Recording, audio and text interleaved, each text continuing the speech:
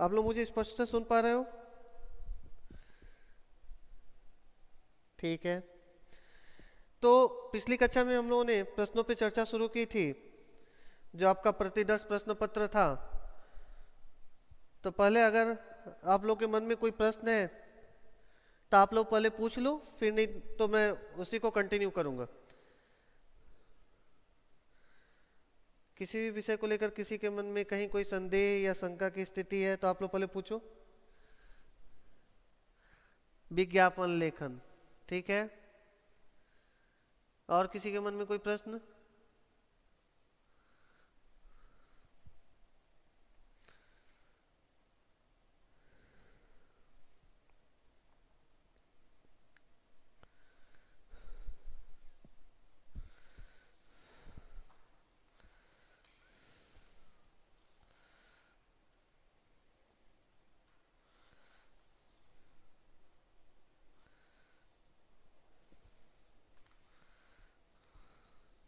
नौरीन की तरफ से प्रश्न आया है विज्ञापन लेखन। मैंने विज्ञापन लेखन पे चर्चा की थी कक्षा में। इसमें देखो शब्द निर्धारित होते हैं। विज्ञापन लेखन के लिए 25 से लगभग 50 शब्द दिए जाते हैं और 19 शब्दों में हमें ये कोशिश भी रहती है कि विज्ञापन को अपने आकर्षक तरीके से प्रस्तुत किया जाए, ताकि क्या हो, लोग आकर्षित हो। जिस भी वस्तु का विज्ञापन या जिस भी किसी चीज का विज्ञापन किया जा रहा है, तो विज्ञापन लेखन में क्या होता है कि विषय वस्तु को लेकर 2 अंक रहते हैं, प्रस्तुति को लेकर 2 अंक रहते हैं और भाषा को लेकर 1 अंक रहता है। यानी ये 5 अंक का पूरा होता है। और सामान्यतः क्या होता है कि विज्ञापन के लिए देख लो, बड़े बड़े अखबारों में जब देखते हो कि एक एक पृष्ठ में जो है विज्ञापन रहते हैं, लेकिन मैंने बार बार बताया था कि जितना ज़्यादा बड़ा विज्ञापन होगा खर्चा उतना ज़्यादा होगा। तो सभी व्यवसायियों के पास जो बड़े बड़े पूंजीपति हैं वो तो देख सकते हैं विज्ञापन उतना बड़ा, लेकिन जो छोटे व्यवसायी हैं वो तो विज्ञापन उतना बड़ा नहीं दे सकते। तो क्या होता है, उनके लिए एक स्पेस होता है, एक जगह होती है।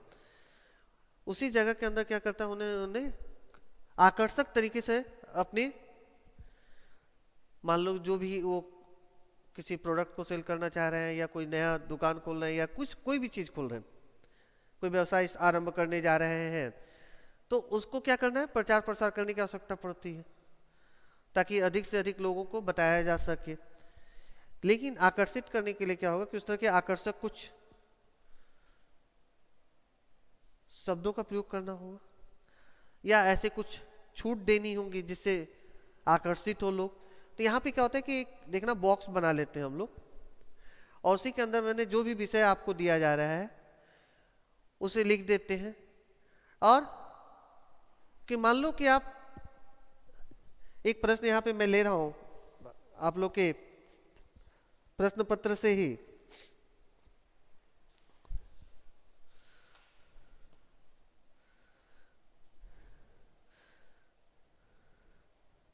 कि पर्यावरण विभाग की ओर से जल संरक्षण का आग्रह करते हुए एक विज्ञापन लगभग 25 से 50 शब्दों में तैयार कीजिए।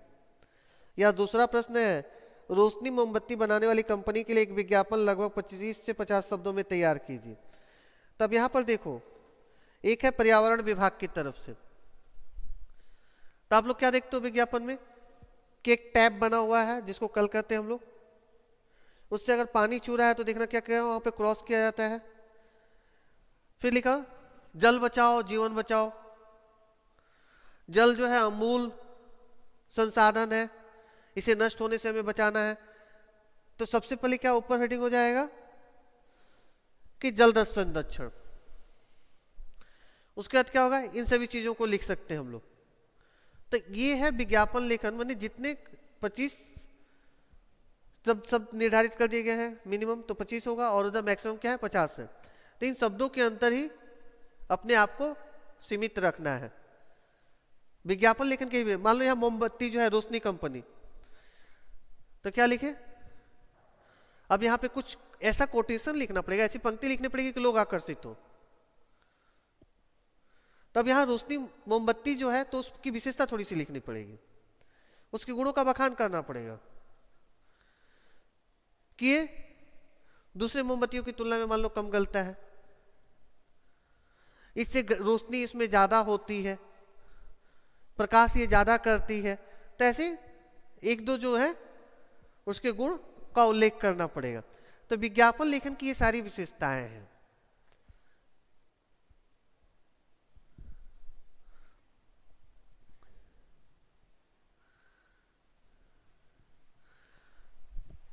देखो अब यह निर्धारित करता है टोटल कि आपने इधर कितने शब्दों का प्रयोग किया है। ड्राइंग भी कई बार देखने को मिलते हैं। अब मान लो यहाँ पे मोमबत्ती का ड्राइंग करके आप जो उसको जला रहे हो उसकी रोशनी दिखा रहे हो चारों तरफ,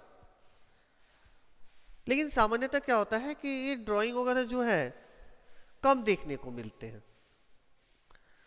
तो यहाँ पे कोशिश हम लोग की होगी कि शब्दों में ही उसका वर्णन करें तो ज्यादा अच्छा है। अब यहाँ जल संरक्षण में मैंने इसलिए कहा कि क्योंकि वो एक छोटा सा टैप का यानी कल का आप करके पानी जो चू रहा है उसको आप क्रॉस कर रहे हो, मैंने आपने यहाँ एक सिंबल दिया है। तो यहाँ पे मोमबत्ती जो है रोशनी मोमबत्ती, वहां पे एक तस्वीर हम लोग बना ही सकते हैं।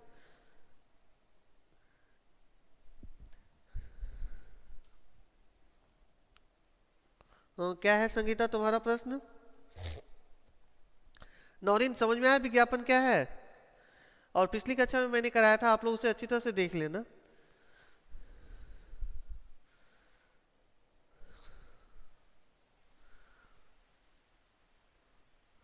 संगीता कुछ टाइपिंग कर रही थी, कुछ प्रश्न है संगीता? सर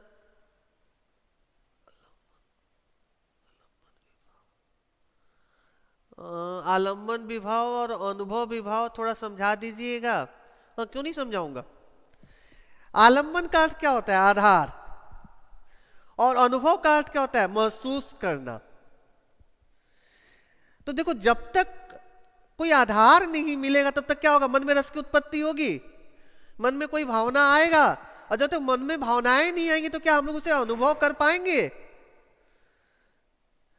आलम्बन का अर्थ होता है आधार, जिसके कारण क्या होता है ये जो रस जो है, देखो सभी रस तो हमारे मन में विद्यमान है। मैंने बार बार कहा ये जो हम लोगों ने अस्थाई भावों की पढ़ी 9 + 2 11 जो संख्या पढ़ी है, ये तो सभी हमारे मन में है। वो क्या होता है? जैसी स्थितियां होती हैं या परिस्थितियां होती हैं उसके अनुसार क्या होता है, जो घटनाएं हमारे सामने घटती है उसके अनुसार ही होता है। तो आलम्बन तो वही है। उसके बाद जो घटनाएं घट रही है जब हम उसको देख रहे हैं और जब उसको अनुभव यानी महसूस करते हैं तो वह है अनुभव। तो यह है आलम्बन और अनुभव।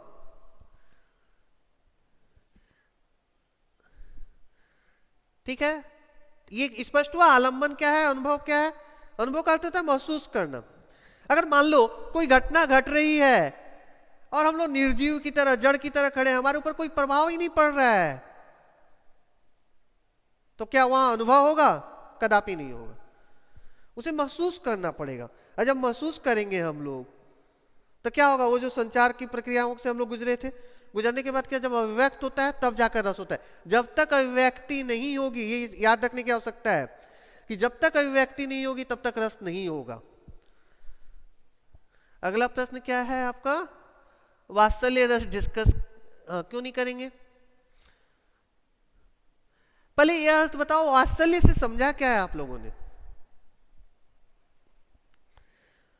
पहले वात्सल्य शब्द का अर्थ जानना जरूरी है, क्योंकि आसान रस है। वात्सल्य का अर्थ होता है बच्चों के प्रति प्रेम, बच्चों के प्रति प्यार। नहीं, यहां सिर्फ मां की ममता नहीं हो सकती है, या बच्चों के प्रति किसी का भी प्रेम हो सकता है, हम लोग का भी हो सकता है। छोटे बच्चों को क्या नौरीन देखती हो तो उसको अपने गोद में लेने की इच्छा नहीं होती है? याद करो यह दंतुरित मुस्कान, पढ़ते हुए आ रहे हैं हम लोग।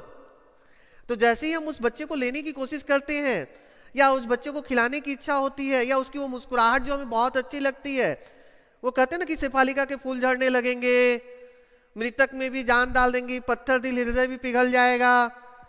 बच्चे को मुस्कुराहट को लेकर जब बात हो रही है तो यहाँ क्यों बात हो रही है? मैंने वात्सल्य जो प्रेम है सिर्फ मां से ही संबंधित ऐसा नहीं है।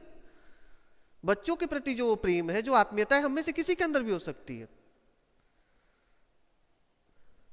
तो यही है वात्सल्य प्रेम। मैंने बच्चों की क्रीड़ाओं को देखकर, बच्चों की बाल लीलाओं को देखकर, बच्चों की मुस्कुराहट से संबंधित जो भी गतिविधियां हैं उनको देखकर उनके प्रति जो प्रेम उमड़ता है, तो यह जब हम उसे अनुभव करते हैं, महसूस करते हैं, और जब अभिव्यक्त करना माने क्या, बच्चों को गोद में लेकर खिलाना, उसको प्यार करना, तो ये जब अभिव्यक्ति हो रही है तब हो रहा है वात्सल्य रस। और रस को लेकर किसी के मन में कोई प्रश्न?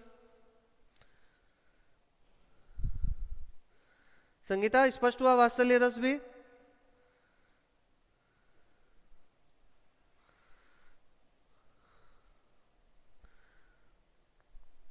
ठीक है, थैंक यू। और विज्ञापन लेखन पे मैंने चर्चा कर दी, विज्ञापन कैसे लिखना है। अभ्यास करो आप लोग थोड़ा इसका, क्योंकि सब सीमा कई बार बढ़ जाती है, और मैंने बार बार कहा कि शब्दों के चयन में बहुत सावधानी बरतने की आवश्यकता है। अनावश्यक विस्तार से बचना होगा विज्ञापन लेखन में, आकर्षक शब्दों का प्रयोग करना होगा। तो इसके लिए थोड़े अभ्यास की जरूरत है, आप लोग अभ्यास करोगे सीख जाओगे। और किसी के मन में कोई प्रश्न? कहीं से भी हो सकता है, व्याकरण से हो, आपकी पाठ्य पुस्तक जो है क्षितिज से हो सकता है, कहीं से भी आप लोग पूछ सकते हो।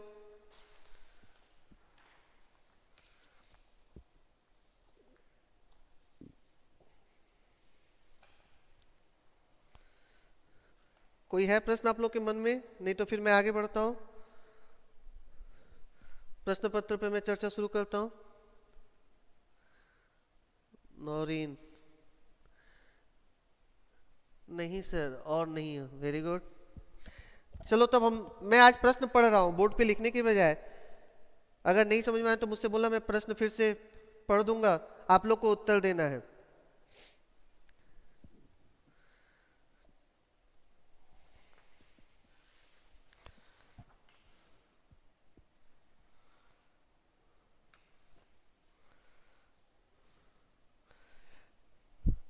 तीसरा प्रश्न है, प्रेयस बाजार गया। प्रेयस बाजार गया, पूर्ण विराम है, वहां से सेब लाया, पूर्ण विराम है, और इकहरा उद्धरण चिन्ह के अंतर्गत इसको रखा गया, यानी सिंगल इन्वर्टेड कॉमा जिसे आप लोग कहते हो अंग्रेजी में। अब बोला जा रहा है इस वाक्य का संयुक्त वाक्य में रूपांतरण होगा। मैं फिर आज विकल्प से आरंभ करूंगा, लेकिन बाद में विकल्प नहीं दूंगा, ठीक है, क्योंकि हमें तैयारी विकल्प के रूप में भी करनी है, और विकल्प नहीं भी रहे तो क्या उत्तर मेरा हो सकता है, इसके लिए मैं बार बार कक्षा में आप लोगों से ये कहता था। अब मैं 4 विकल्प दे रहा हूं, प्रश्न फिर से पढ़ दे रहा हूं, उसके बाद 4 विकल्प दे रहा हूं। प्रेयस बाजार गया, वहां से सेब लाया। नौरीन, माइक्रोफोन म्यूट करो।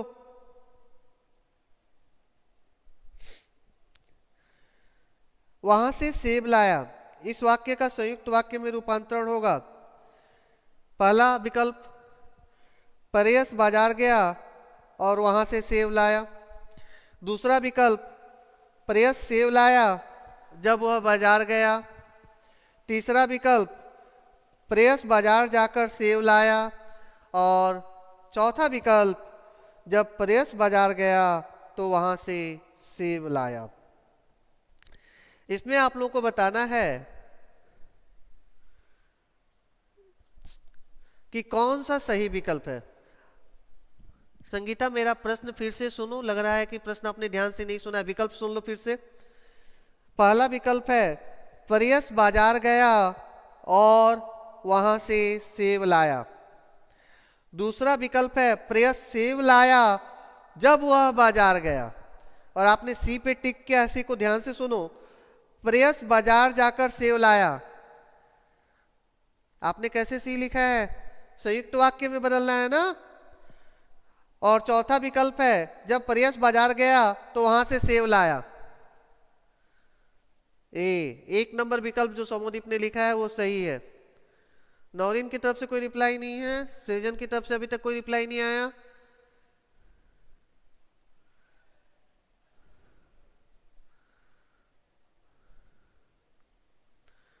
दीप, कोई रिप्लाई नहीं है आपका भी?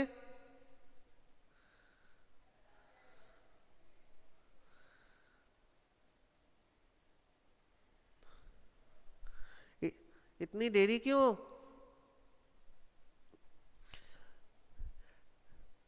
और क्यों यहाँ पे ये पहला विकल्प सही है, आप लोग समझ रहे हो? यहाँ पे जो है समुच्चयबोधक शब्द का प्रयोग है और 2 स्वतंत्र उपवाक्य भी है।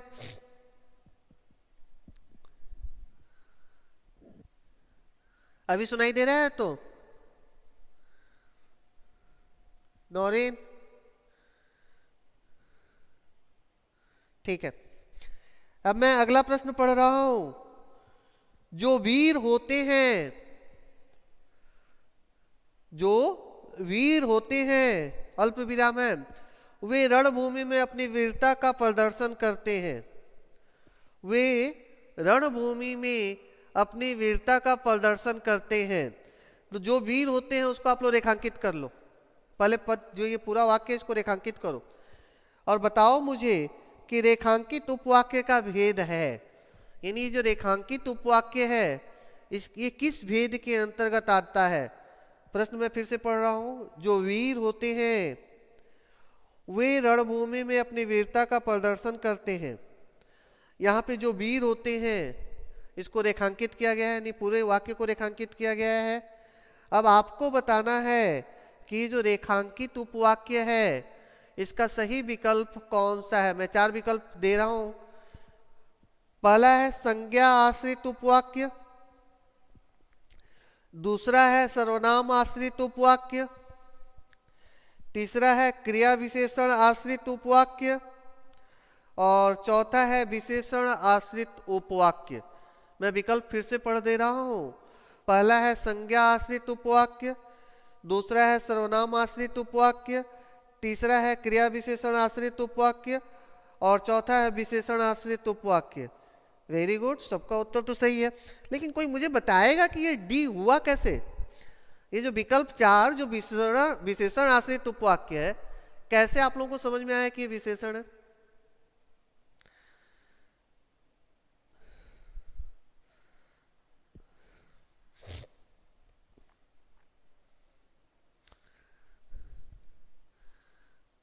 वेरी गुड, क्योंकि वीर यहां पे विशेषता है। किसकी विशेषता है? वीर, वीर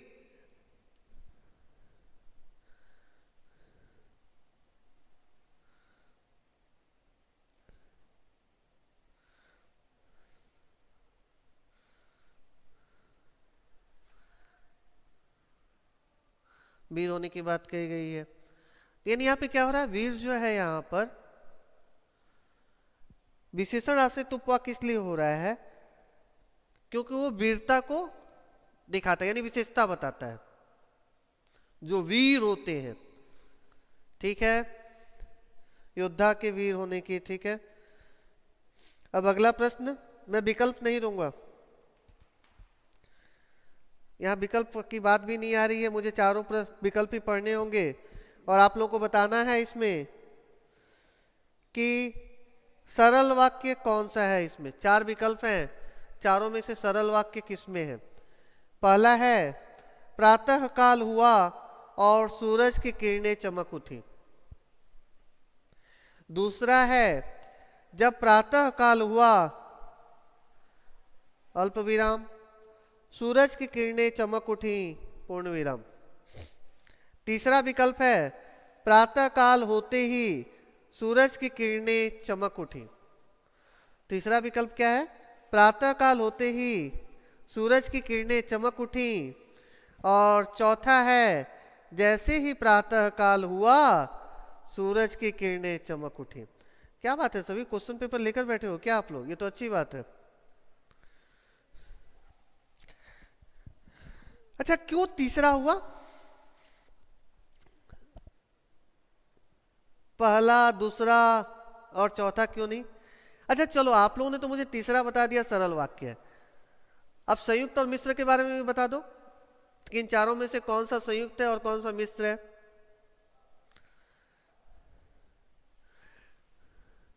फर्स्ट एंड सेकंड संयुक्त है। सृजन चेक करो, एक संयुक्त है, 2 मिश्र है। हाँ सृजन, आप दूसरा कैसे बता रहे हो संयुक्त है? समुच्चयबोधक शब्दों का प्रयोग कहाँ हुआ है दूसरे में? पहला जो संयुक्त वाक्य है, दूसरा और चौथा जो है मिश्र है, और तीसरा जो आप लोगों ने उत्तर दिया सरल वाक्य है। Very good. सृजन, जल्दबाजी करने की जरूरत नहीं है। जब भी आंसर क्वेश्चन पेपर आपको मिलेगा वहां पे 15 मिनट पढ़ने का समय मिलता है। देखना आप लोगों को हम लोगों ने भी डेट शीट दिया इसी उसी फॉर्मेट में। सबसे पहले जरूरी है प्रश्नों को ध्यान से पढ़ना, कोई जल्दबाजी जरूरत नहीं। मैं तो यहाँ आप लोगों के सामने उपस्थित हूं, आप आराम से उत्तर दो। कोई जल्दबाजी कर क्या होगा, गलत उत्तर देने से अच्छा है कि हम प्रश्न को फिर से पढ़ें, फिर से सुने। ठीक है सृजन, जल्दबाजी करते हो आप, एकदम जल्दबाजी नहीं करना बेटा। अच्छी तरह से प्रश्न पत्रों को पढ़ना, उसके बाद ही उत्तर देना है। मैं सबकी बात कर रहा हूं कि आप लोग जब भी प्रश्न पत्र मिले, क्वेश्चन पेपर मिले, उसके लिए पढ़ने का जो 15 मिनट का समय है उसका सदुपयोग करना है।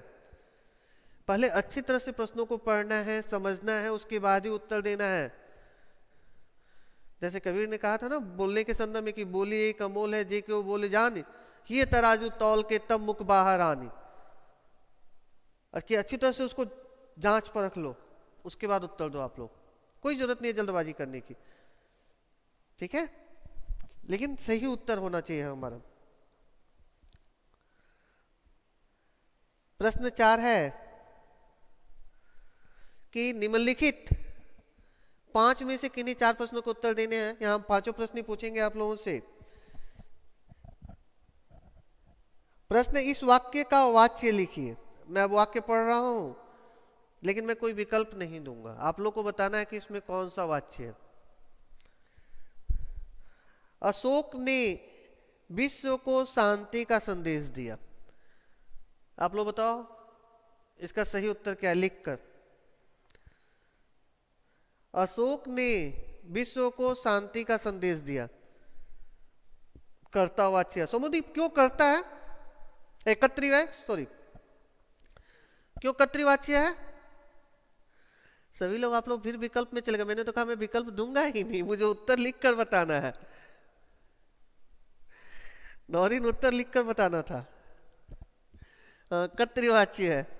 क्यों कर्तृवाच्य है, कौन बताएगा?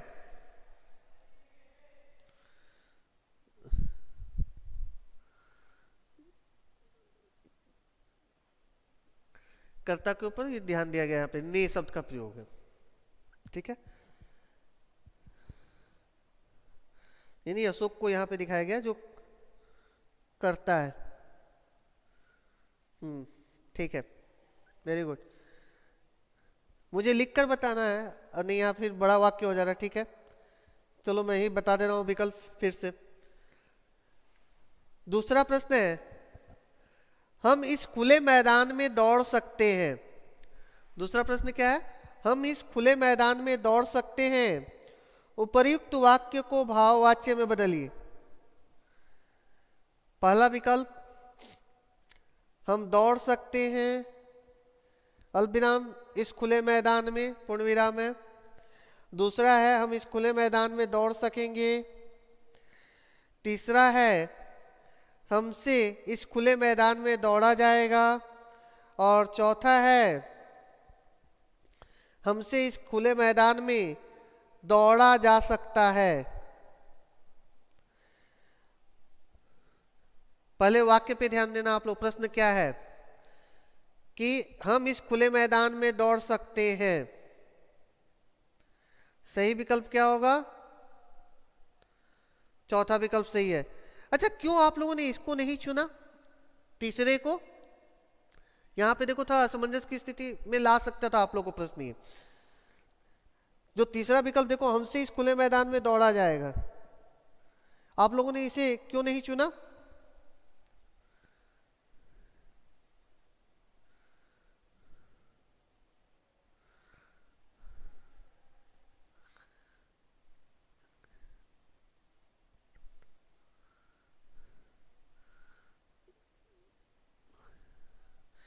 नहीं, प्रश्न पे ध्यान दो, ठीक है। आप लोग को तक कुछ तक ठीक है। देखो यहाँ पे प्रश्न दौड़ सकते हैं, इसलिए हम लोगों ने यहाँ जब बदला तो दौड़ा जा सकता है के संदर्भ में हम लोगों ने लिया सकता है। और वहां पे क्या स्पष्ट बोला था, दौड़ा जाएगा। यहां तो सकने की बात हो रही थी, ठीक है। अगला प्रश्न है, यहाँ पे कई लोग आप लोग लिख रहे हो जाएगा। सुमन जल्दी नहीं उठती, प्रस्तुत वाक्य को भाववाच्य में बदलिए। पहला प्रश्न विकल्प है सुमन जल्दी नहीं उठ पाती। दूसरा विकल्प है सुमन जल्दी से नहीं उठ सकेगी।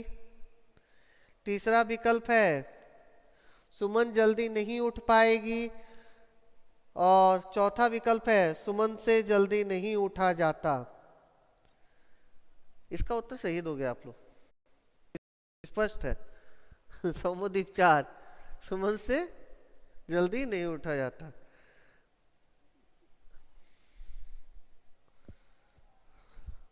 अच्छा, प्रश्न समझ में आ रहा है? तो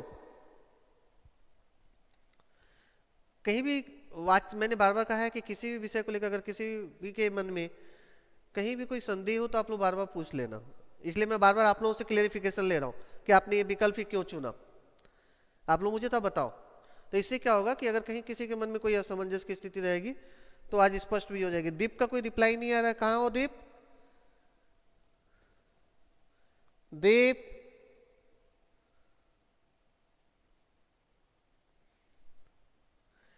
नौरीन, सृजन, सोमोदीप, क्या बात है दीप, रिप्लाई नहीं कर रहे हो?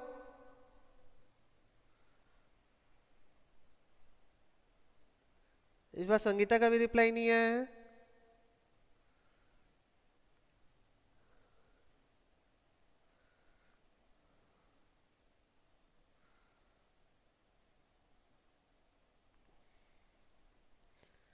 आप लोग रिप्लाई करो, जो भी विकल्प है जो समझ में आ रहा है वही रिप्लाई करो, फिर हम लोग उस पर चर्चा करेंगे।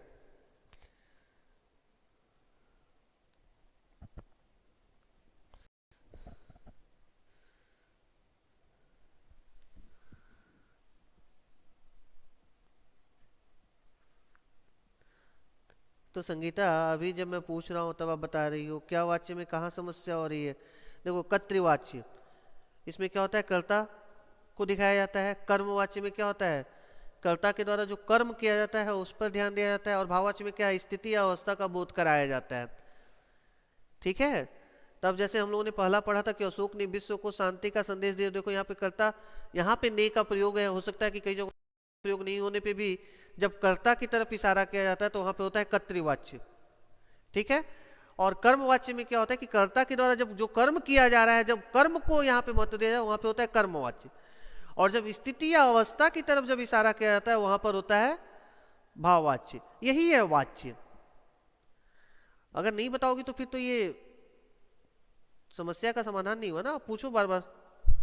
मैं देख रहा था कि कोई रिप्लाई नहीं आ रहा, इसलिए मैंने बोला। दीप की तरफ से भी रिप्लाई नहीं आ रहा था और तुम्हारी तरफ से भी, क्योंकि क्लास में हो तो आप लोग 6 लोग, एक जन और किसी का रिप्लाई नहीं आ रहा। नौरीन 1, सोमोदीप, सृजन 3 और एक और कोई है क्लास में जिसका रिप्लाई मुझे नहीं आ रहा है। मेरे अलावा आप लोग 6 लोग आज क्लास ज्वाइन किए हो। बाकी मित्रगण आपके कहाँ हैं मालूम नहीं। अब स्पष्ट हुआ है संगीता? तो चलो अगला प्रश्न तुम लोग दोनों बताओगे। जैसे मैं क्लास में करता हूँ फिजिकली, वैसे ये जो प्रश्न है स्पेशली दीप और संगीता के लिए है। बाकी लोग उसके बाद रिप्लाई देना। प्रश्न मैंने अभी पढ़ा नहीं, पढ़ रहा हूँ। निम्नलिखित वाक्यों में से कर्तृवाच्य वाला वाक्य छांटना है। चलो आसान सा ही प्रश्न है। इसमें से कर्तृवाच्य वाला वाक्य कौन सा है वो बताना है दीप को और संगीता को। पहला है अरविंद द्वारा कल पत्र लिखा जाएगा। क्या है, अरविंद द्वारा कल पत्र लिखा जाएगा। दूसरा है बच्चों द्वारा नमस्कार किया गया। तीसरा है सरकार द्वारा लोक कलाकारों का सम्मान किया गया। और चौथा है नेताजी ने देश के लिए अपना सब कुछ त्याग दिया। चौथा विकल्प क्या है, नेताजी ने देश के लिए अपना सब कुछ त्याग दिया। दीप और संगीता बताओ कि ये चारों विकल्पों में से कर्तृवाच्य वाला विकल्प कौन सा है। इसमें कर्तृवाच्य वाला वाक्य कौन सा है? मैं विकल्प फिर से पढ़ दे रहा हूं। पहला विकल्प है अरविंद द्वारा कलपत्र लिखा जाएगा। दूसरा विकल्प है बच्चों द्वारा नमस्कार किया गया। तीसरा विकल्प है सरकार द्वारा लोक कलाकारों का सम्मान किया गया। और चौथा विकल्प है नेताजी ने देश के लिए अपना सब कुछ त्याग दिया। आप लोग रिप्लाई करो।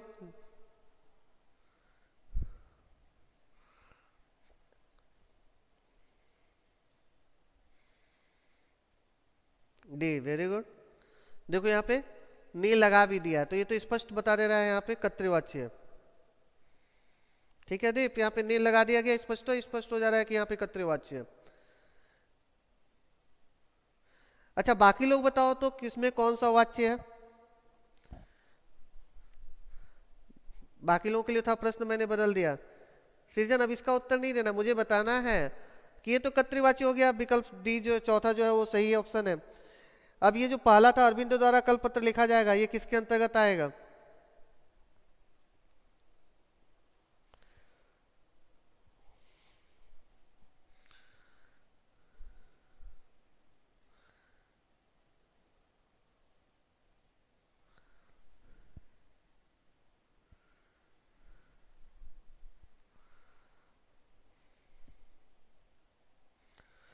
फर्स्ट भाववाच्य,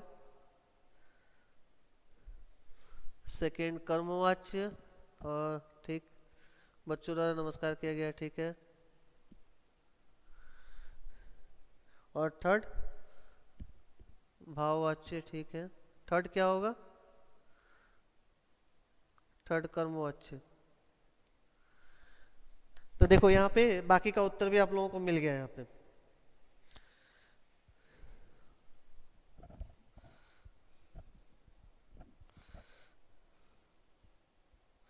एक प्रश्न और है, इसे कंप्लीट कर लिया जाए, फिर अगले दिन हम लोग पद परिचय पे चर्चा करेंगे। अगला प्रश्न है, ये सबके लिए है, कोई भी उत्तर दे सकता है। सिर्फ मैंने एक दीप और ये संगीता को विषय को स्पष्ट करने के लिए बोला था कि वो लोग स्पेशली इस पे ध्यान दें। अगला प्रश्न है, निम्नलिखित में से कौन सा भाववाच्य का सही विकल्प नहीं है। सही विकल्प नहीं है। प्रश्न क्या है, निम्नलिखित में से कौन सा भाववाच्य का सही विकल्प नहीं है। पहला है मुझसे अब देखा नहीं जाता। पहला क्या है, मुझसे अब देखा नहीं जाता। दूसरा है आइए चला जाए। दूसरा क्या है, आइए चला जाए। तीसरा है हमें धोखा दिया जा रहा है। और चौथा है राधा से बोला नहीं जाता। अब बताओ आप लोग इसमें सही क्या है।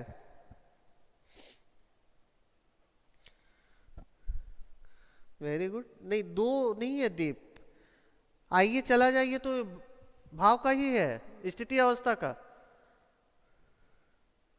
ये तो मैंने क्लास में जब पढ़ा रहा था ऑनलाइन उसमें बताया भी था।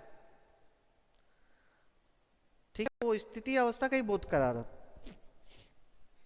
यहाँ पे तीसरा देखो, हमें धोखा दिया जा रहा है, ये जो है भाव से संबंधित नहीं है, बाकी सभी भाव से संबंधित है।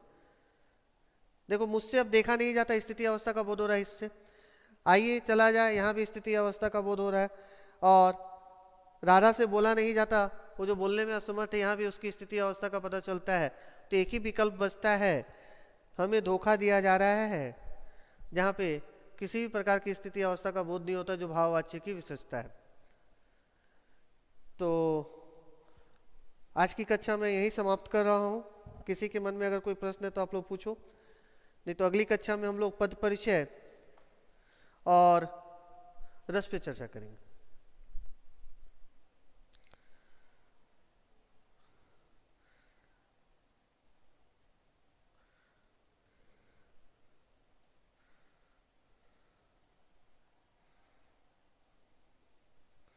Thank you all of you.